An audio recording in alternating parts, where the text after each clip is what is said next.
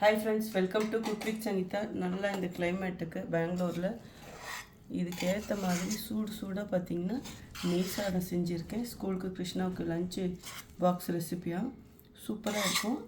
கொஞ்சமாக எப்பயும் செய்கிற மாதிரி தான், கொஞ்சம் டிஃப்ரெண்ட்டாக செஞ்சேன். கலர் பார்க்கும்போதே பாருங்கள், ஒயிட்டாக இல்லாமல் லைட் ப்ரௌனாக இருக்குல்ல. எதனாலன்னா கொஞ்சம் நம்ம கரம் மசாலா போட்டேன், வாசனை சூப்பராக இருக்குது. அப்புறம் கொஞ்சம் முந்திரி பருப்பும் போட்டிருக்கேன். ரொம்ப ட்ரையாக இல்லாமல் கொஞ்சம் ஜூஸியாக செஞ்சுருக்கேன்.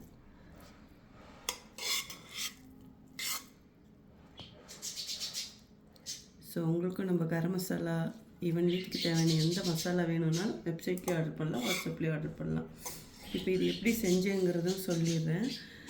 ஃபஸ்ட்டு வந்து கொஞ்சம் எண்ணெய் நெய் ஊற்றிட்டேன். அதுக்கப்புறம் பட்டை கிராம்பு ஏலக்காய் சோம்பு கொஞ்சம் போட்டுட்டு கொஞ்சம் வெங்காயம் இஞ்சி பூண்டு பேஸ்ட்டு பச்சை மிளகா 2-3, அதுக்கப்புறம் தக்காளி வந்து ஒரு அரை தக்காளி, கொஞ்சம் கரம் மசாலா எல்லாம் போட்டு வதக்கிட்டு கொஞ்சம் கொத்தமல்லி தழை மட்டும் இருந்தது, அது போட்டால் புதினா இல்லை இருந்தால் போட்டுக்கலாம், அவ்வளோதான். அதுக்கப்புறம் வந்து தயிர் கொஞ்சம் ஊற்றிக்கிட்டேன். எல்லாம் நல்லா வதக்கிட்டு உப்பும் தேவையான அளவு போட்டுக்கணும்.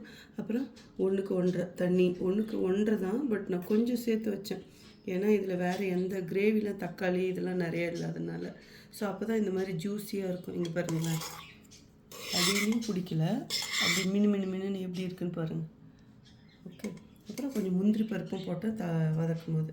ஸோ அவ்வளோதான். தண்ணி ஊற்றிட்டு அதுக்கப்புறம் சீரக சம்பா அரிசி 1 கிளாஸ் போட்டேன். 1.5 கிளாஸ் தண்ணிக்கு 1 கிளாஸ் அரிசி, கொஞ்சம் தண்ணி சேர்த்து வச்சு இவ்வளோதான். எல்லாம் போட்டுட்டு நல்லா கொதிச்சதுக்கப்புறம் அரிசியும் போட்டு குக்கர் போட்டு மூடிட்டு 2 விசில் விட்டேன். சூப்பராக இருக்கும், ட்ரை பண்ணி பாருங்கள். Okay, see you, bye, love you all.